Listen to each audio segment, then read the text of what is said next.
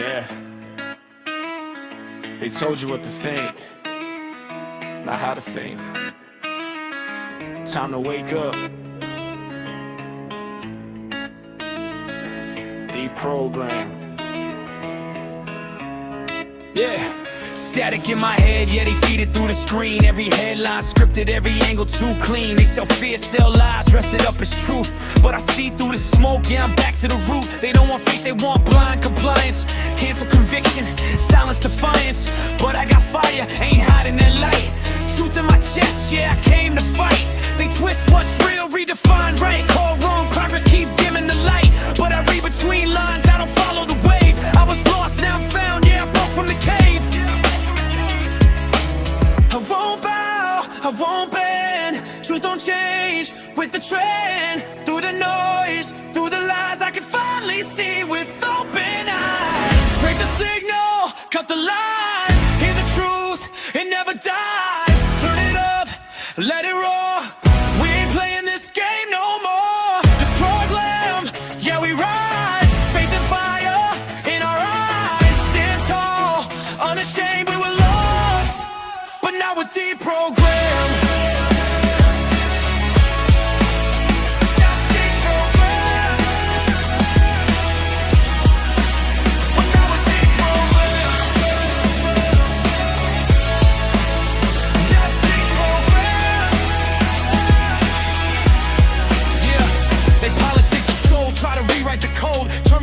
To a joke, make conviction feel old. But I stand on the word, yeah, solid, unshaken. Every lie they built up, yeah, it's all gonna break it. I see culture shift quick like sand in a tide. But truth don't drift, it don't run, it don't hide. They can mock, they can shout, try to bury the name. But the light breaks through, yeah, bursts through the shame.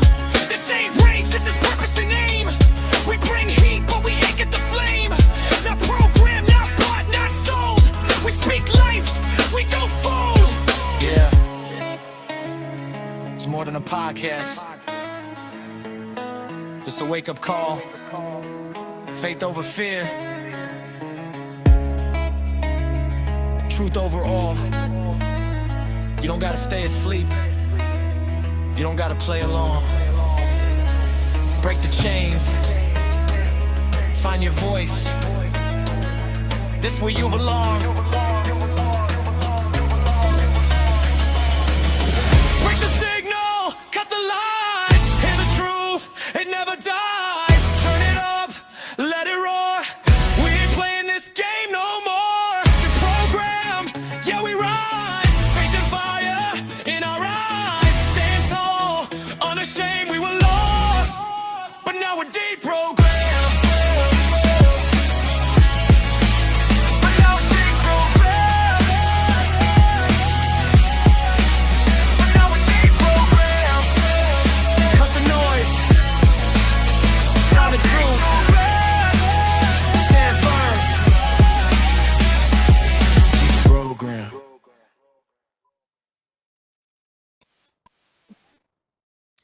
Good afternoon, everybody.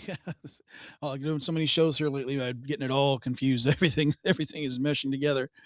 But yeah, welcome to Deprogrammed. I'm Joshua Cummins. You may recognize me from my home network, Revolver Broadcasting, but you're listening to me here on Eternal Affairs, also known as EA Truth Radio. But this show is called Deprogrammed, and I'm, like I said, I'm Joshua Cummins from Revolver Broadcasting. This show is brought to you by EternalAffairsMedia.com. EternalAffairsMedia.com. So if you haven't already been to the Eternal Affairs website, get over to EternalAffairsMedia.com. Do check out in the description. There's all kinds of things for you to check out, all things Eternal Affairs Media. And if you have a chance,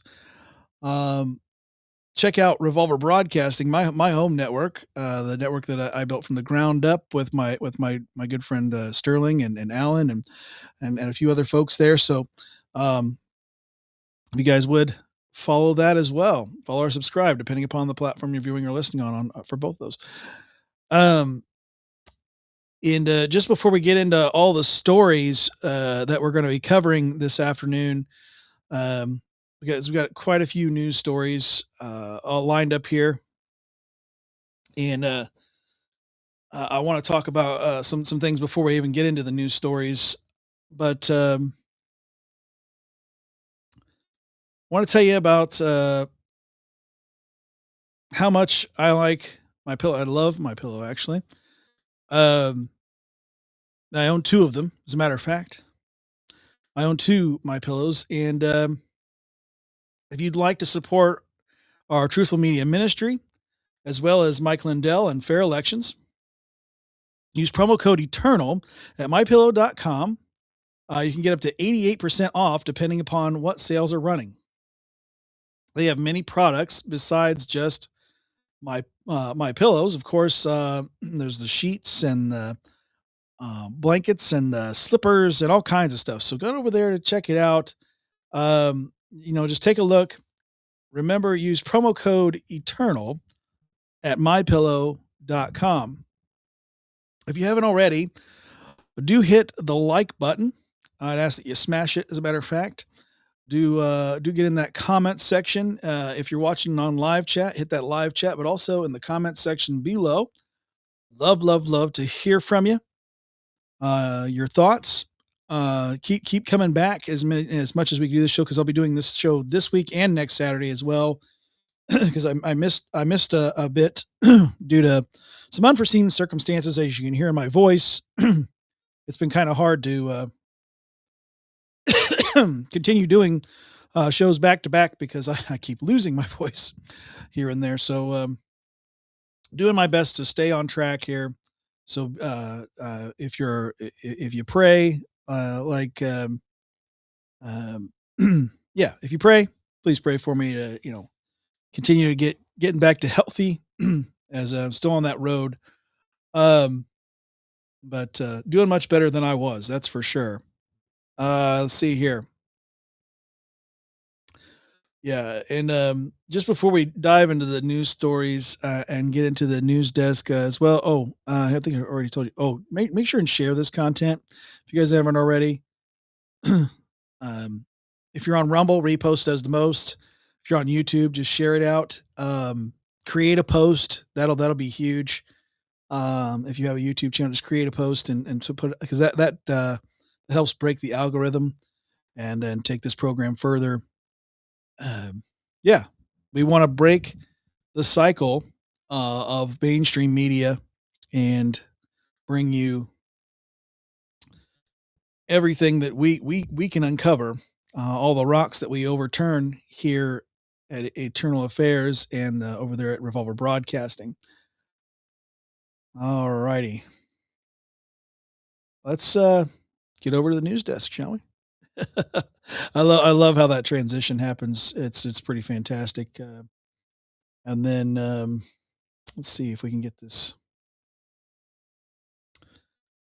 first thing here. Oh, there it is. Okay, there it is. All right. So we're going to be talking about Spencer Pratt. We're going to be talking about some potential aliens, so to speak. That's what the government says they are, anyway. There's the Democratic Socialists. Something else. There's another threat to this country. I think they'll be snuffed out, but we'll get into that. President Trump's arch plan for DC. We're going to talk about Trump warning Iran, and we're going to talk about Sophie Cunningham, because she's just been everywhere, and I think that would be a disservice if we didn't break up all that serious news with at least one good, fun, loving, warming your heart story. But let's start off with the man of the hour himself, Spencer Pratt. Now, he has proved something, and first article here comes from Town Hall. So if you're wondering where my sources are, I'm going to tell you exactly where my sources are coming from as I read them and we discuss them. town halls. This first one, it says Spencer Pratt says the real problem with California isn't the vote counting. It starts long before that. Spencer Pratt is taking on California's election system in a nearly 10-minute video posted on social media. Pratt laid out the real problem with California's elections. His argument was not that the vote tabulation itself is fraudulent. In fact, he said ballots are counted with robotic accuracy. Instead, the problem is with that California's elections have no safeguards and a string of loose regulations that undermines confidence in the system and invite abuse long before ever reaching the counting room. So, up that video. It is a little echoey, so just be prepared for that. But I think that's just because he's filmed it in his trailer.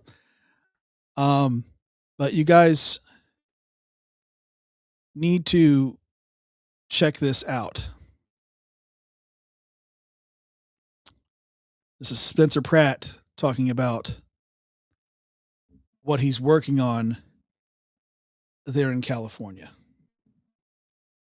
In judicial ethics, the mere appearance of potential fraud is disqualifying. Same goes here. Whether or not there is widespread fraud occurring, there certainly could be, and it doesn't matter how many times you scream, there's no widespread fraud. A lot of people believe there is, and there's no way to actually validate it. This isn't just about whether or not fraud is swinging the election. The appearance of fraud already is swinging the election. People rightly have zero faith in this janky, inefficient system. They feel like their vote isn't being counted. They feel like illegal ballots are being cast, and they're not wrong to worry about it. There's literally no safeguards in place to prevent that from happening, and way too many openings for it to occur on a massive scale. You all saw how I was neck and neck with Karen Basura on election night, nearly double digits ahead of Nithya, just as the polling predicted. Rahman fighting tears on election night, trailing Spencer Pratt by roughly 40,000 votes and about 10 percentage points. I dominated the in-person vote. I smashed Nithya on the mail-in ballots too. She was crying on election night.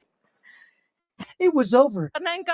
Then a few days later, suddenly Nithya started overperforming as they continued to accept ballots 7 days after the election. But days of county mail-in ballots have changed the map. I'm so grateful. Rahman has now erased a 40,000 vote deficit and moved ahead of Pratt by roughly 3,000 votes, a net swing of more than 43,000 votes. 43,000 votes, which just happens to be the exact number of homeless people on the streets in LA. They assured everyone that this is normal because for some reason that they can't explain, Democrats overwhelmingly vote by mail. There's a historical phenomenon in national voting called the Red Mirage. The Red Mirage. What we were calling a Red Mirage. The Red Mirage. Red Mirage. Yeah. This term was coined because about some swing states count votes, usually favoring Republicans early. Then it becomes an advantage for Democrats later in the evening and then into the next morning. You expect to see the Republican with a lead, but it's not really a lead. Democrats vote in higher numbers by a mail-in ballot. Historically, Democrats vote in higher numbers by mail-in ballots. But not all Democrats, just the ones who are voting for the third place candidate, the one candidate who really needed the votes. Don't forget, there were 2 Democrats in the race, but for some reason, only the third place Democrat who needed the votes saw a disproportionate spike in votes several days after the election.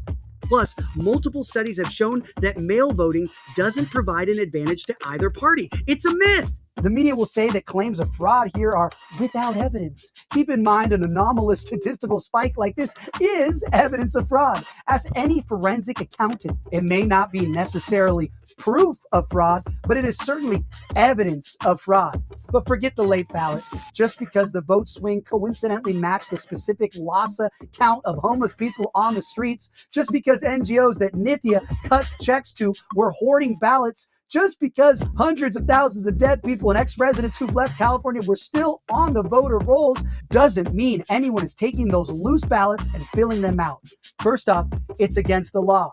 And we all know if it's against the law, it doesn't happen. Secondly, we have signature verification. everyone has to sign their ballot, and a computer checks your signature. Well, except some voters can't sign, so they carved out a rule where you can just make a mark on the ballot, and a witness can sign on your behalf. It can be an X or a scribble or even a happy face, as long as a witness signs off on it. And don't forget, once they separate the ballot from the envelope, there's zero way to trace it back to the ballot to check if a sudden tranche of votes that swung predominantly to one candidate had come from a bunch of ballots with the happy faces in the signature box. The DSA instructs their ballot harvesters to go door to door and tell them to vote for Nithya Raman and even help them fill in the bubble for their preferred socialist candidates. This is explicitly illegal. A ballot harvester can't tell you how to vote, and they certainly can't help you fill out the ballot. But laws don't matter if you have no mechanism in place to prevent the crime from occurring in the first place. There is this misnomer being parroted even by staunch critics of California's rigged voting system, saying there's nothing you can do because this is all legal in California. It's not legal. Even by California's own ridiculous laws, all this stuff is still illegal. They've simply removed all the mechanisms to catch the fraud and prevent it from happening. It's like a bank heist, but California has made a law that you can't lock the bank vault. You're not allowed to have security cameras, and you can't count the money inside the vault. Robbing the bank is still 100% illegal, but there's no way to stop it from happening. Now here's the smoky backroom dealing. 5 days before my election, Gavin Newsom signed a ridiculous law that literally banned federal and independent authorities from investigating vote fraud or overseeing elections to monitor for fraud during the counting process. That's why I'm moving forward with new legislation that would make it a felony to seize ballots before the vote has been certified by state and county officials. We will be the wall he cannot get past. That's like banning the bank from having security cameras. Now, the timing of this was deliberate. He knows this won't hold up in court, but he did it so close to the election day, he knew the courts wouldn't be able to overturn it in time for the election. It's truly like going up against the casino. The deck is so stacked against you, you never really stand a chance. You can play if you choose, but the house will never lose. So now, in California, you can loot $950 of merchandise. You can knowingly infect someone with HIV, but if you try to prevent vote fraud, you will be prosecuted. How can you secure the money if you can't lock the vault? How can you catch the robbers if you're not allowed to monitor the vault? And how can you even identify if the vault were even robbed in the first place if you can't even count the money? This is what California has done with the elections. Unsolicited ballots going into open mailboxes and NGOs and parking lots. Bank vault is wide open. No signature required, no ID required, no way to ID the robbers. And the beauty of their rigged system is they can have all the pageantry of this public ballot counting center. Hey, come on down. It's open to the public. Anyone can come watch so you can see just how kosher our system is. We are inside LA County's massive ballot processing center. When Assistant United States Attorney arrived on scene to observe the process and ask questions. All the fraud that does occur happens long before the ballots even hit this building. People have been pushing me to demand a recount. Why? You could recount these anonymous ballots 100 times. You'll get the same exact result. I have no doubt that they are doing a flawless job of accurately counting every single ballot in here with robotic precision. The fraud isn't here. It's here on Skid Row, where homeless people are paid a couple bucks for their ballots. They give you $2 to vote? Yeah, we do the street. Would they come down here and try and tell you to vote? Yes. They told you who to vote for? Yes. Since I'm voting your way, can I get a plate? You know what I mean? It's here where socialist street animals go door to door and violate the ballot harvesting laws. People bring up the old communist adage often attributed to Stalin saying, it's not who votes that counts, it's who counts the votes. No, this is the modern era of fraud. They've gotten wise. The modern communist agrees with the old communist, but just the first part. It doesn't matter who votes. It doesn't matter if it's a drug zombie being paid for their ballot. It doesn't matter if it's a DSA socialist street animal filling out your ballot. It doesn't matter if it's a blue-haired intern at a Nithya Raman-funded NGO filling out the ballots. The bank vault is wide open. The cameras have been removed, and there's no way to count the money. Now, for those of you who wanted me to fight the election, for those of you who thought I was quitting or I was bought off to step aside and quietly disappear, I'll remind you, there's a smart way to handle these things and a dumb way. Evidence is not proof. I don't say things without proof. Now, anyone saying that there's no evidence of fraud is lying. There's tons of evidence, and I was the one who got it. All those videos that you saw of homeless people admitting that they were paid for their vote, where do you think they came from? Immediately after the big spike of votes came in for Nithya, I sent my team down to Skid Row to collect evidence. We were warned by some very well-connected people that this was happening, so we acted on it immediately. But if you want to end this fraud, doing protests and bitching about stolen elections won't get you anything. You need the fraudsters to start catching charges. For that to happen, you need proof. That's what investigators do. They turn evidence into proof with a robust investigation. You think it's a coincidence that 20 FBI agents suddenly descended on Skid Row to investigate vote fraud? Why do you think they were there? You don't get evidence by going to rallies or storming the ballot processing center. You get evidence by doing real work. And the first rule of criminal investigation is you do not talk about it. Here's the reality. It's too late for my campaign. A lot of people refuse to accept that, but I can. I told you all to get your ass out and vote. Tell your friends to vote. Vote enough to beat the cheat. We didn't beat it, but that doesn't mean I quit. I don't know how to quit. He never knew when to quit. My goal isn't to try and salvage the campaign, just like my advocacy in the wake of the Palisades fire wasn't about my own home. It's too late for me. This is about you. This is about the next one. It's about exposing this corrupt rigged system and changing it for the next election. If I have to be the kamikaze pilot to finally get this fixed, so be it. There's a right way and a wrong way to do this. The right way isn't easy, but it ends with commie animals and handcuffs. I will restore faith in our elections if it's the last thing I do. And to all you fraudsters out there, we've been watching you, and justice is coming.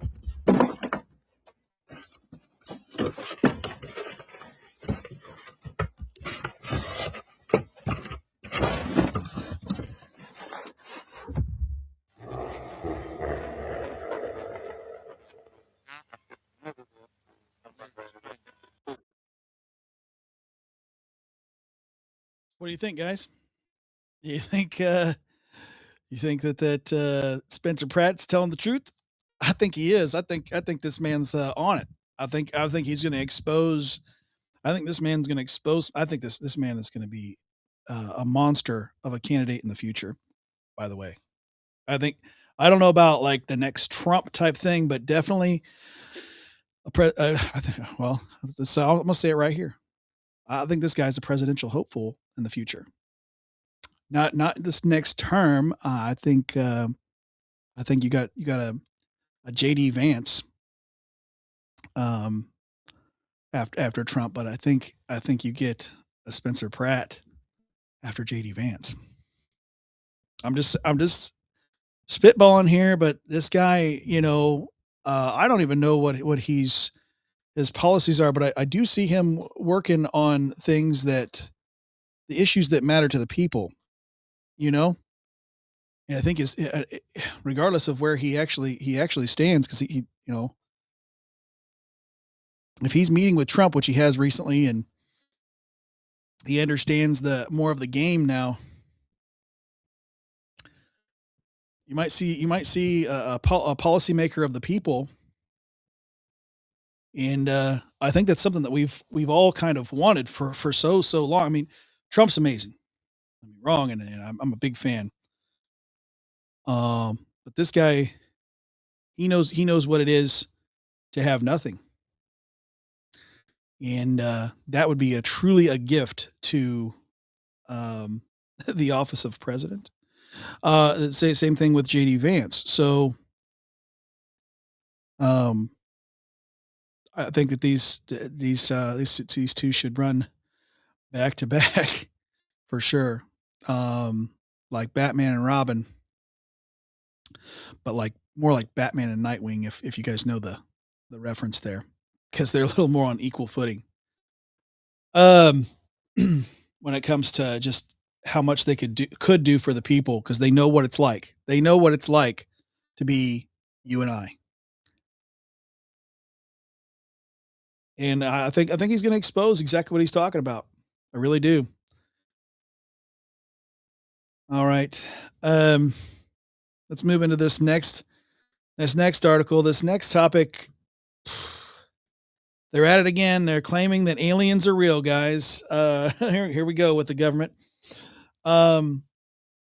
This article comes from the Epoch Times or Epic Times, EPOCH.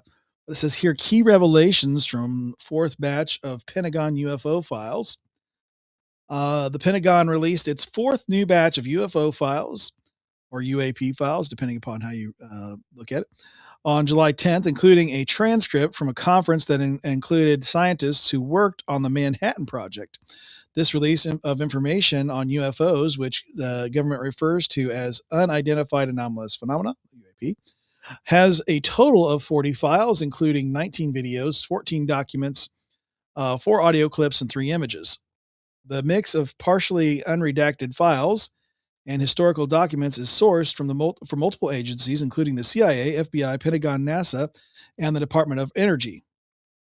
The Pentagon said it is not the last release of UFO files in relation to the President Donald Trump's executive order, according to a statement from Chief Pentagon spokesman Sean Parnell. So we could be seeing some more stuff here come out. He says that they're talking about the high speed rectangle balloon over the Atlantic, Manhattan Project scientists, 6-pointed star near China, the intrusion near the nuclear facility, and these are the things that's in these documents and the video and audio clips. So once again, they're trying to convince you that aliens are real, and we know that they're not. I'm sorry, but if you believe in aliens, I'm not gonna. I don't. I don't know why you would. I know that they're trying to get you convinced that this is otherworldly. This comes from our very own planet. This is technology that we have. Just take a look at the things that they put in the palm of your hand. This technology that we carry around, we call a cell phone. They had this a long time ago, man. They had this a long time ago. Do you think they didn't? What about quantum computing? Do you think that they don't already have quantum computing? By the time it reaches the general consumer, let's talk about television. The government had television for like years before the general consumer had any idea of any kind of version of that. It's television. That's just that's just a box with moving pictures on it. They had it for a long time. So what makes you think that this is otherworldly? The only thing that makes it otherworldly is, and I'll tell you this, I think the influence came from something very demonic. I think most technology came from an influence of something rather demonic. But thank God that we have the man, you see people say the man in the sky. Thank God that we have God. We're so thankful that we have God in control of everything, and He can use all this evil propaganda for good. Use these evil acts for good. Things like, I don't know, this show, my entire network over there at Revolver Broadcasting. Things like Eternal Affairs, overall, this network. Certainly. Uncovering and turning over the rocks for you guys. But there's all these different video clips and pictures, and they're gonna try to convince you. They're going to do this more and more. They're going to try to make it normal. They're going to try to normalize it, just like they did with the. Do you remember? So long ago they said, "Oh, they'll never push trans. It's just gays that want to do the gay thing. They just gays that want to do the gay thing." And then they started pushing. Then they started pushing trans. And you say, "Oh no, we'll never push the trans thing. We'll never push that. We'll never push the cross dressers, drag queens." And then they had drag queens reading to children. Oh, well, we'll never push it on the kids any more than that. It's just and then they started doing full on drag shows in front of children where they were dancing nearly naked, if not sometimes all the way naked at some of these pride festivals. I've seen these guys were riding bicycles. There's a video clip that was on X. Guys were riding bicycles. They had no clothes on at all. And there were small children on either side of the road. Absolutely disgusting. Oh no, we won't try to push this agenda on children. They're doing it in every school. I had an interview with a young man, as a young man I interviewed the other day, just 18 years old. He was telling me that he would regularly leave a couple different classes that he had when he was in high school because he just recently graduated, and he would leave class because the teacher was trying to teach the classroom sexual orientation, homosexuality to the kids, and transgender ideology, and not warning against it, pushing it. Welcome in, Mischief. Good to see you. And you see these things, and oh no, we won't try to make the what does a little kid have to do with ever need to know anything about any sexuality? They have their mom and their dad to teach them about those things. Now, if mom and dad see fit to teach them those things, and that's their value system, then that's their business. But when you start harming these kids, when you start harming these kids like this, telling them that they may have been born a boy, but they're really a girl, or they've been born a girl, but really a boy, you're messing with things you don't understand for sure. So, do you think that this technology, that all that progression, but you trust the government with this? Oh yeah, this is definitely aliens, guys. They're going to try. They're going to try and normalize this, where you just hear about it all the time. It's just another thing, and then before you know it, there's going to be these, um, and you can quote me. They're going to be these what looks to be real UFOs going in and visiting towns, and critters crawling out of it. Whatever version of alien they're going to try to use or convince you of, or maybe multiple types of alien they're going to try to convince you of. They're going to try to convince you of these things. And then they try to this. Oh, they just label it conspiracy theory and throw it out.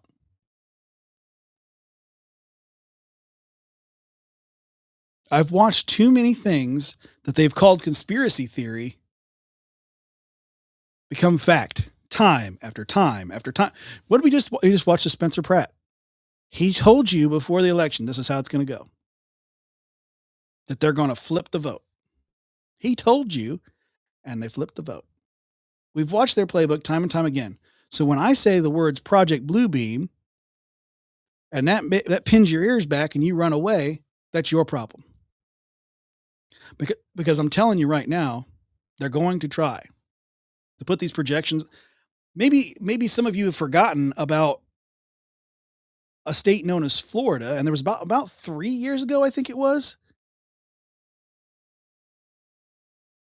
where these so-called creatures had taken over an entire mall. The power went out, and all these big shadowy creatures that were 7, 8, 9 foot tall had taken over a mall. Do you guys remember this?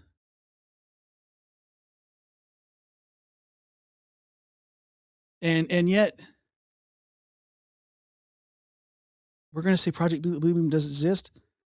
People forgot about that story. I haven't forgot. I don't know. And I hope you haven't forgot either. I hope you remember that story from Florida where they said that the aliens were running around.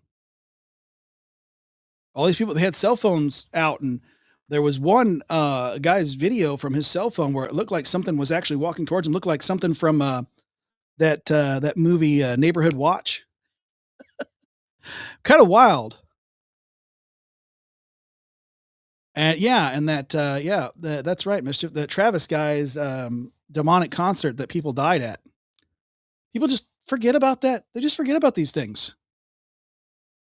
But no, they're telling us the truth about these as they release these documents about aliens.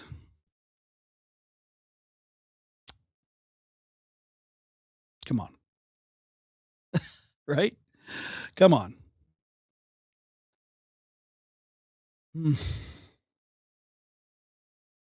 Speaking of lies, about these guys? Democratic Socialists. Third article here coming from Town Hall once more. Here's what the DSA, this is the Democratic Socialists of America platform, reveals about democratic socialism and their war against the Constitution. Every form of socialism arrives at the same destination, the concentration of power. And every form of socialism, without exception, must first clear away the very thing standing in its path, which in the United States is the separation of powers, and the deeper philosophy of American government that has kept this nation free for 2.5 centuries, 250 years. Go America. If we can keep it.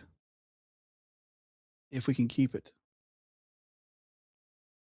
You have a constitutional republic if we can keep it. That's what Ben Franklin said. Democratic socialism has come into to be a threat.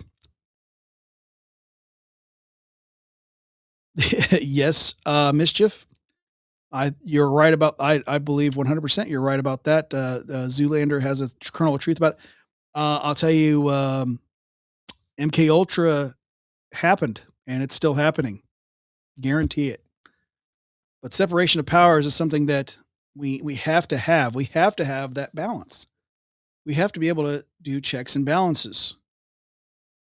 There has to be different arms to be able to check the different functions of government. Without one, the whole thing comes tumbling down. That's what they want to concentrate, and they want to cause a tyranny. So democratic socialism is no exception to what they're trying to do here. And if it has anything more honest about it than most of other forms, the honesty is on full display in Democratic Socialists of America's policy platform is once again making its rounds, calling for the abolition of the Senate, granting amnesty to every illegal alien in the country, defunding the Department of War, and most strikingly of all, replacing the presidency and the Supreme Court with the executive and judiciary subordinate only to Congress. So a handful of people have all the power. Now, that's already kind of happening. That's already kind of happening. And that's our fault as a people for not fighting more. But it's going to consolidate even more, and this country will become a third world country if this were to ever come to. Now we better fight it tooth and nail.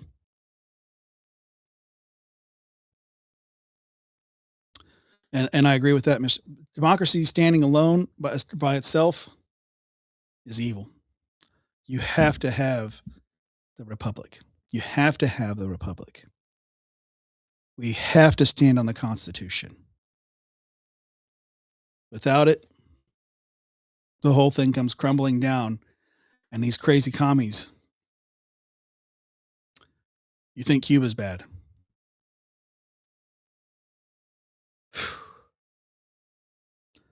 Two of these proposals stand above the rest, the first and the last. People often say the difference between socialism and democratic socialism is simply a matter of branding. That the latter just sounds more inclusive. That's true to an extent, but it misses the deeper point. Democratic socialists hold a near religious faith in the incorruptible virtue of direct democracy. It means mob rule. The belief they believe that if the will of government and even that of private industry can simply be subordinated to the people, the result will inevitably produce virtuous outcomes. We know the inverse. That claim is directly contradicted by the founding fathers themselves, who built their government on the explicit understanding that tyranny does not require a king. It can just as easily be imposed by the will of the majority. Mob rule. A threat they actively designed against. To prevent it, they filtered the democratic will of the people through successive layers of insulation, each one designed to slow down and temper the will of the people. Otherwise, New York and California, and when I say New York, NYC and LA would decide the entire nation. They would decide the fate of the entire nation. Because no matter how many people in the middle voted, there's such a mob in these major cities, they would decide every election without these safeguards. Says the Senate carried another. Its members originally chosen by the not by the public, but by state legislators. The presidency was insulated further still, and the Supreme Court further still beyond that. Notice exactly what the Democratic Socialists of America's platform seeks to dismantle. Not the institutions closest to the people; those remain untouched, but the ones built to sit furthest from the will of the simple majority, from a simple majority. It is no coincidence that progressives have long despised the Electoral College for the same reason. This is the flaw sitting at the center of Democratic Socialists' entire faith, the belief that the people, left unfiltered and unchecked, could never produce tyranny of their own. What they don't understand is they're going to have total anarchy. It's going to produce total anarchy and a tyranny. No laws and no one to enforce them, and everyone becomes poor, and their machine just keeps running. And into the ground this country would go if these fools win. And I don't know who injected this man, Bernie Sanders. I don't know who injected him to keep, because that, I'm telling you, a couple years back, or about a year ago, no, 2 years ago now, I saw him. He was on Bill Maher's show. And he didn't seem like he was even present. Well, he was physically present. He didn't seem like he was present. And then all of a sudden, now he's back to being sharp as a tack. I got some questions. I'm not going to say anything about like cloning or anything, but he's been injected with some of that Biden juice or something. Because he's lucid somehow, and I'm not for sure how that's happening. And then you have this man here who wants openly, I believe, wants Sharia law.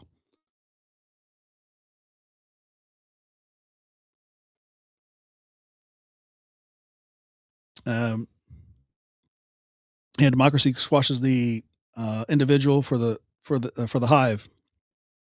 Mm-hmm. Yep. Republic doesn't let the individual's right become crushed. Yes. The Republic is about the individual. That's why we have an electoral college. We have to maintain the electoral college, and we must maintain the Senate. We need the balance of power, because if everything gets consolidated to Congress, we would have a communist country. So they need to be squashed. Metaphorically speaking, of course, when we're talking about these types of politics need to be squashed like the bugs they are, and show the belly, the ugly, ugly belly of these kinds of policies. The left literally thrives on using groupthink. Yes, they do. They do have hive minds. It is sad. You'll hear the ones that are falling right in line. They say, "Oh, it's a big tent. It's a big tent. It's a big tent." It's a big tent until they decide they don't like you, and then you end up being a Grand Platinum. We were talking about it last night on Faith Family and Politics over there on my network. And say, John believed that they had every intent of running Graham Plattner, but I think something happened where he started rubbing them the wrong way, so they started digging up. They knew they had enough past on him, so they could. That's what they do. They know enough about you so that they can change the narrative on you. I don't know much about Graham Plattner other than the fact that he had a Nazi tattoo and he's been accused of sexual assault. I know he was a candidate that they were really behind. All of a sudden, now they're all distancing from him. A little strange. They know how to. It's the same playbook. It's the same play. We've seen this playbook. We've seen it with Biden and Kamala. All of a sudden, Kamala was swapped. Selected, not elected. And they have this excuse. Oh, we're going to use delegates. We're going to use delegates. So people will vote for the delegates, and these will be chosen. And that's how it's going to. So they can do the old switcheroo. Same playbook.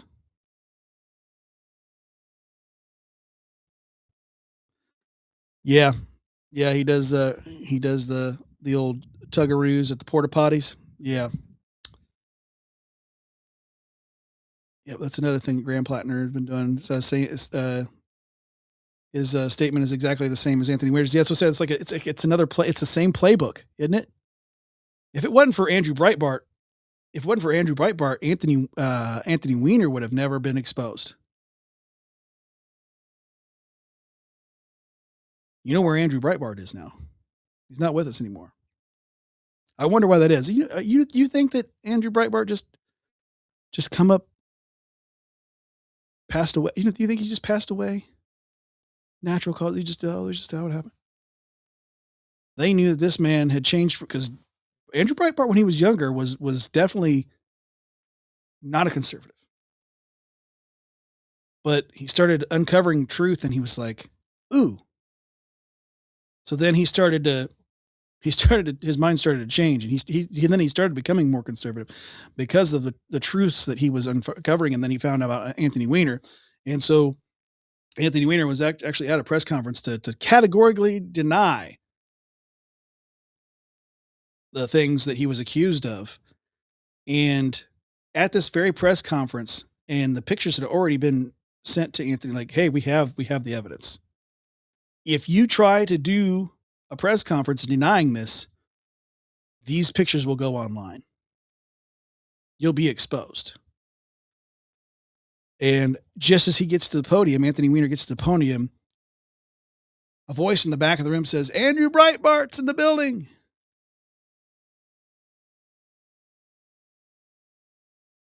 Changes his tune real quick and fessed up. But do you think that they didn't already know that they could use these sacrificial lambs? That they will stomp all over their own for power. And you think that these guys that have been stomped all over aren't getting compensated in some way or another? They either disappear or they go on to live these luxurious lives where it's like, where did all the money come from? You were ostracized from society, yet you're doing all right. How does that work?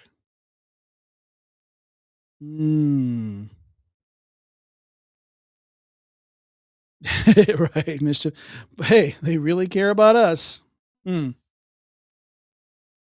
Yeah. Well, here's some good stuff. President Trump's speaking of Breitbart, his namesake, his newspaper lives on, and in this article here, written by Amy Furr, President Trump's plan for D.C. Arch wins initial approval, a fitting commemoration of 250 years. It passed the initial approval, so let's hope that it gets all the way to being finished. Federal Commission on Thursday granted President Donald Trump's plan to build a European-style arch in Washington, D.C. The initial approval. The National Capital Planning Commission voted to approve the preliminary site and plans for the structure near the Memorial Bridge, Fox 5 reported Friday. Commission staff had recommended preliminary approval while requesting changes to ensure the arch complies with the Height of Buildings Act. Fair enough. The article said, adding suggested adjustments included redistributing height among the main structure, the habitable roof, and that would hold an observation deck, and the statue's plan for the top. And as you can see from this photograph, if you're watching here on video and not just listening on audio, I mean, this is an artist rendering, but that looks pretty cool. So, however, commissioners will continue debating whether the law applied. The final approval vote may happen in September, when the commission planned to meet again. ABC News reported, while House Staff Secretary Will Scarf, who is also the commission's chair, said, "I think commemorating America's 250th anniversary is important. I think that the proposed arch is a fitting commemoration of 250 years." In early April, Trump announced his administration filed the presentation and plans to the Commission of Fine Arts for what he described as the greatest and most beautiful triumphal arch anywhere in the world. This will be a wonderful addition to the Washington, D.C. area for all Americans to enjoy for many decades to come.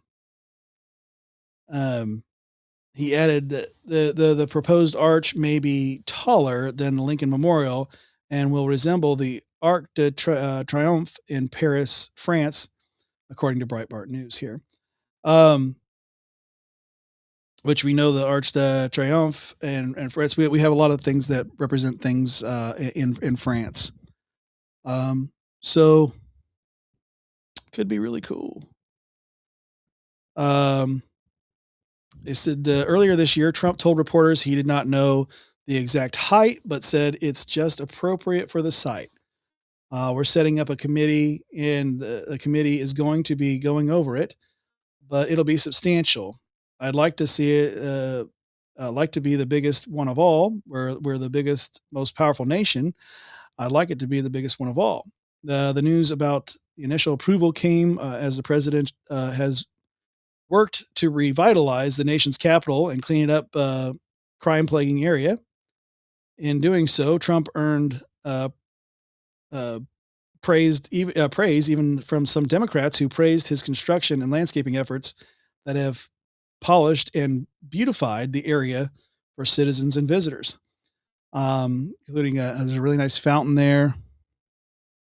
Yeah, there's a little bit of the Ark of the Covenant vibes. I think that they're actually supposed to be the angels that are on top are supposed to, the wings are supposed to go towards each other on the top of the arch. Very interesting.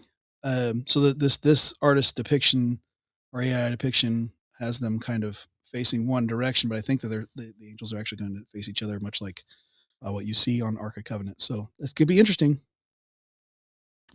Could be interesting to see how that comes out, but I think it'd be really cool to have this arch and something beautiful in our nation's capital. You know, we have a few things in this nation.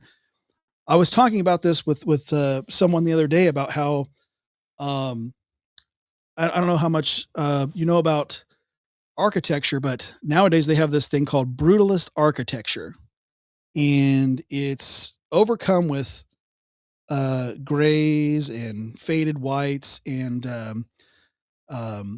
black and dark, like these awful looking earth tones that just don't like it. It looks like you don't even notice the building. You just go past it. It looks like a box.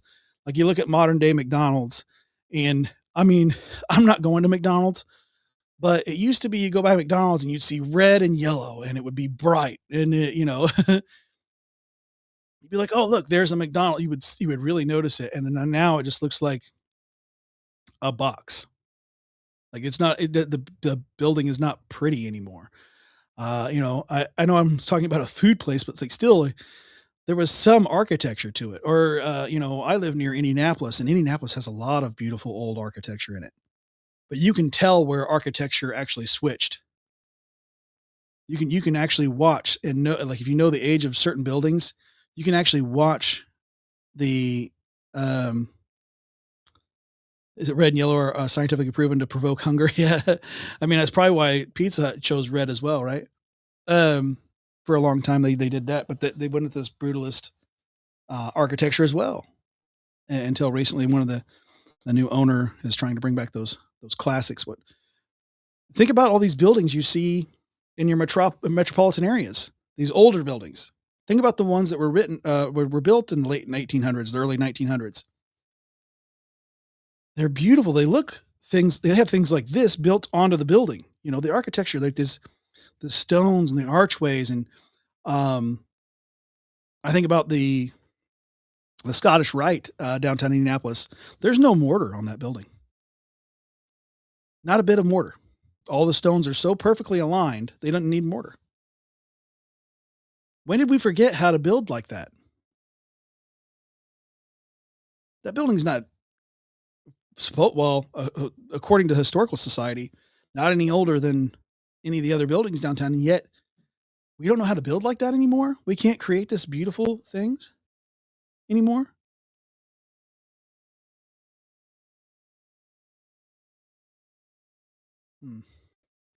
No, they want to create ugly, ugly things like Barack Obama's library there in Chicago. Looks like a giant trash can. I want to see beautiful stonework with angels or gargoyles. I don't care. Just like as long as it's something ornate. Put some roses or some, I don't know. Put some design in it. How about some great, what was the cypress? When it comes to the wood on the inside, like the War Memorial here in Indianapolis, not too far from me in Indianapolis anyway. The War Memorial, if you walk inside that building, it is gorgeous. I mean, absolutely stunning. If you look up the War Memorial, Indianapolis, Indiana, and look at the inside of the War Memorial in Indianapolis, Indiana, and take the tour on the inside, I'm telling you, stunning architecture.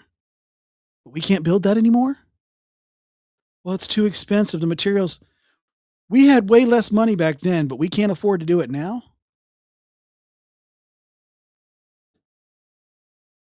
No, we want this ugly drool blocks with window slits in it like this. Why do all these buildings look like prisons now? You go to an office building, it looks like a prison. I worked in an office that was built in an old school. It was an old elementary and then later high school. And they changed it. They rebuilt the windows and things to make the windows, instead of like full-size windows, they had these little I was like, what did they do that for? It feels like I'm going to prison instead of to work.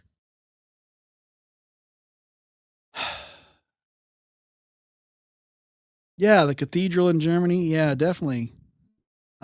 Beautiful, beautiful places. These beautiful places with the fountains in Italy, right? These are things that I know we can still build. And we have these beautiful things in Washington, D.C. And Trump has cleaned them up, tried to clean up the reflecting pool. Of course, leftists can't have that, because it looked really beautiful with that blue. Oh my goodness. For a couple days at least.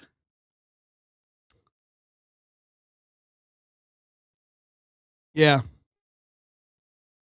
Modernity is blonde when, yeah, with yeah, you could definitely speak to that as a carpenter for sure. Mischief. Yeah. It it is just is bland and blonde. You know, like when I say blonde, I'm, that, you know what I mean. Oblivious to its own terribleness. Dingy, even. But I think they do it on purpose. I think they do it. It's part of this control thing that they got going on. But I don't want to get too far along because I'm already 38 minutes in. I got a couple more stories to share with you guys. So building codes and everything is made weaker. Yeah. Yeah, these building codes that they're brought in to cause problems. To make it harder to build beautiful things. But we've been talking about this guy and President Trump, And he's if you read the New York Post here recently, Trump warns U.S. military will destroy all areas of Iran in the event he's assassinated by a regime. 1,000 missiles locked and loaded. Now, because you know that they've been putting all these banners up saying that they're going to kill him, right? President Trump on Friday night doubled down on his threat to decimate and destroy Iran should the regime succeed in assassinating him. 1,000 missiles are locked and loaded, aimed at the Islamic Republic of Iran, with thousands more to immediately follow should the Iranian government act on its threat, pronounced in many corners of the globe, to assassinate or attempt to assassinate the sitting president of the United States of America. In this case, me, Trump wrote on True Social. Orders have already been given. The U.S. military is ready, willing, and able for a 1-year period of time, subject to extension, to completely decimate and destroy all areas of Iran. Praise be to Allah, he added. So even in his, in the wake of his potential demise, he's trolling, man. He's trolling them hard, letting them know, like, I ain't scared of you, bro. Bring it.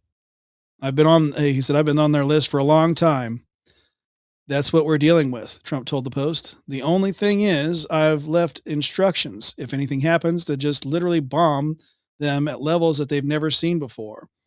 Iran has openly sought the president's assassination since 2020, when Trump directed the attack that killed Islamic Revolutionary Guard Corps General Qasem Soleimani. Late Supreme Leader Ayatollah Ali Khamenei, his son and successor, I can't say these names, man. Mojtaba Khamenei threatened Trump and the U.S. in a written message Saturday. They said, we pledge to avenge the blood of the martyred leader and all the martyrs of these two wars from the criminal and disgraced killers, Khamenei said in the message.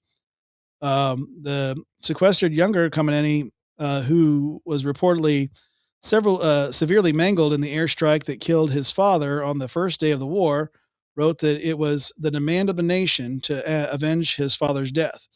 Banners vowing revenge against Trump were on full display in Tehran this week as Iranians prepared to bury Ali Khamenei.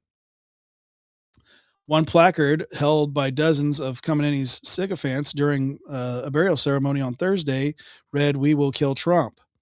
You know, when they seen these banners coming up, that's when they should have just went ahead and hit those places, right where all those banners were. But at the same time, I wonder if these people were forced to carry these banners, and they thought, you know, if we force them out there and they get hit, these will all be actually innocent people that were forced into doing it. Something to think about. It makes you wonder. It makes you wonder.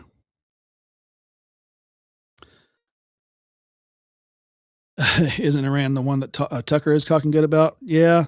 Unfortunately, someone needs to give Tucker a talking to. He's too busy up there fly fishing. He's gotten too comfortable. Someone needs to shake him. I think a visit to Middle America with regular people would help Tucker get his head squared back on straight. We should intercept the casket and hold it ransom. I think we should intercept the casket. Go ahead and destroy it, but then tell them that we're holding it ransom. And then when they find out it's actually gone, go ahead and bomb them anyway. Honestly, I'm tired of dealing with this. This is just my thoughts on it. You know, they're never going to change. And the only thing they understand is destruction. But now, of course, President Trump is way more measured than I am. And has you know, even with his statements, he's way, way kinder than I would have already ordered the strikes. I would have already ordered the strikes. There wouldn't be anything left. There wouldn't be a son there wouldn't be an heir. There wouldn't be a mangled person left. When it comes to these these people that just want nothing but that to America, I just wipe them out. And I'm not talking about the good innocent. There's some good innocent Iranians out there, but I want them to be free, man. I don't want them to have to live under this crap. Pardon my language. I'm so tired of watching the world suffer at the hands of Islam. I'm so tired of it.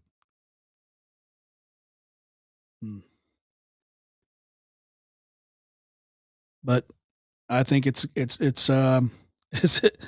God sought best to not give me any of his power, because I would have already used the fires of heaven to burn out Islam. I'll tell you, get rid of it, because it does nothing but destroy.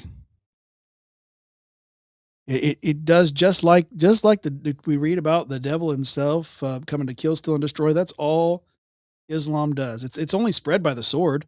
They can't spread Islam peacefully.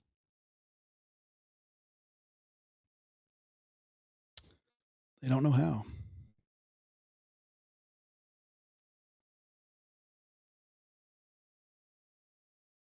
But I'm going to digress. I'm going to talk about something real happy. Because this young lady right here has been bringing me smiles in recent days. Regardless of all the things happening around the world. Sophie Cunningham. This young lady, I'm telling you, with her the pointing memes, these Sophie memes have taken over the internet. And I got to talk about it for a minute, because now I'm an Indiana native. It's where I live in Indiana. So I get to see some of these games on my regular television here. I know that y'all don't get to always see that, but Sophie Cunningham is awesome. She's a great basketball player. We're big Caitlin Clark fans here in the state of Indiana. I think Caitlin Clark is universally loved by a lot of people, but old Luana Bonner, she couldn't handle it. So Sophie Cunningham took this to the next level. Coming from Sportsnot, Sophie Cunningham takes a shot at DeWanna Bonner before a rematch, calling her a Miss Priss. Sophie Cunningham isn't done talking about DeWanna Bonner, and that's a good thing from an entertainment standpoint. It's only intensified the spotlight on the Indiana Fever versus Phoenix Mercury rivalry. On a recent episode of the Sons and Daughters podcast, Cunningham referred to Bonner as Miss Priss while recounting their heated on-court exchange just weeks ago. I wasn't even speaking to Miss Priss over there, she said, describing her persistent finger pointing during a viral 22-second stare down clearly got under Bonner's skin. The moment, which stemmed from a scramble involving Caitlin Clark, the famed Alyssa Thomas throat punch, quickly became one of the league's most memed sequences. And the finger point made Bonner mad. And she was like, "Don't you point at me." And I was like, this is what Cunningham said. "Oh, she shouldn't have said that." Oh, she shouldn't have said that. So she continued to point at her, and the internet won.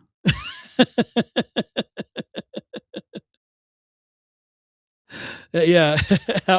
How small is your ego that or how little do you think of everyone else? That how big is your ego that you think that somebody pointing at you is like the end of the world? It's so bad. You got pointed at. Oh no, you pointed at me. And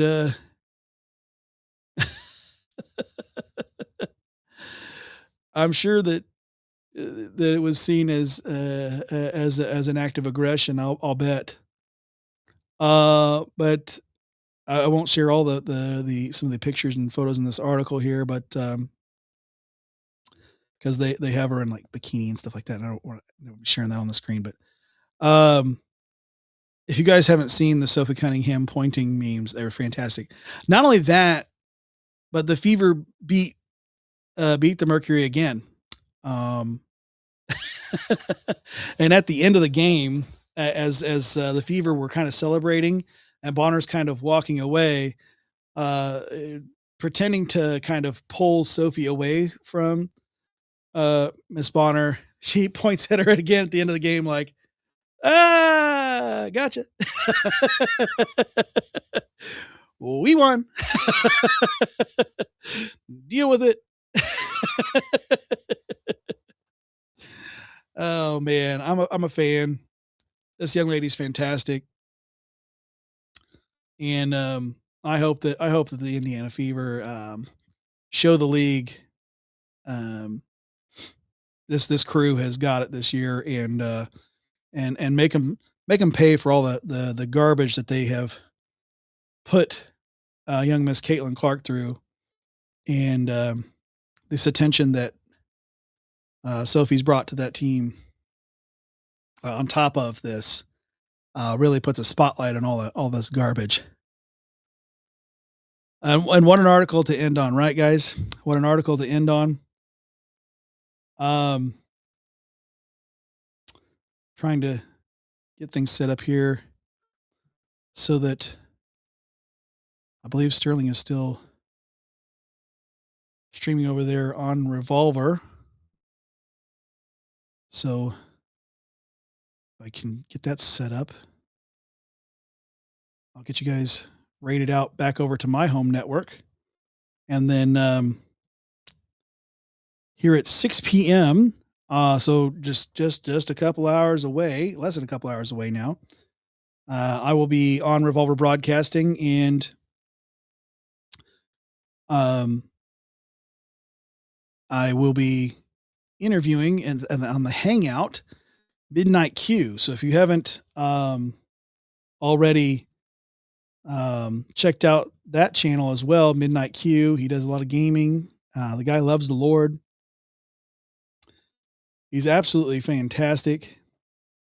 And I'd say don't miss out. It's going to be fantastic. And I don't know why I just took myself away from being able to raid you guys out to Revolver, my home network. I brought up this video instead. There we go. Copy that. And then come back to my home net, or this network here. I'm working on the raid. Be patient with me. There we go. All right, guys. Thank you for watching Deprogrammed. And hopefully I see you over there at Revolver Broadcasting tonight. But if not, for those of you who just watch Eternal Affairs, I will see you next Saturday, as I will be doing this show once more. 3 o'clock in the afternoon, 3 p.m. Eastern, as a matter of fact. See you later. Yeah. They told you what to think, not how to think. Time to wake up. Deprogrammed.